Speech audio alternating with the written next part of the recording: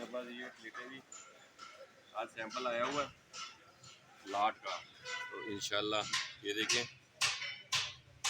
ये अभी धूप के जो एंगल है सही नज़र नहीं आ रहा। ये देखिए ज़रा, 1.7 भी चली गई, 8 भी चली गई। ये देखें जिस तरह धूप पड़ रही है, 2 वोल्ट का सेल होता है ये लाट का आया भी, इसको चेक कर रहे हैं इंशाल्लाह।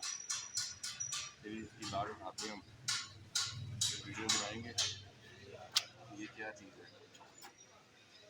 मैं कहा चलो दोस्तों को शेयर कर लें कि क्या हम ये उठा लें कि नहीं।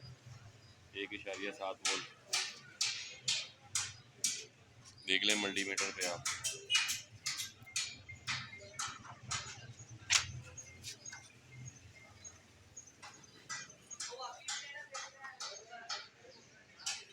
देख लें दोस्तों,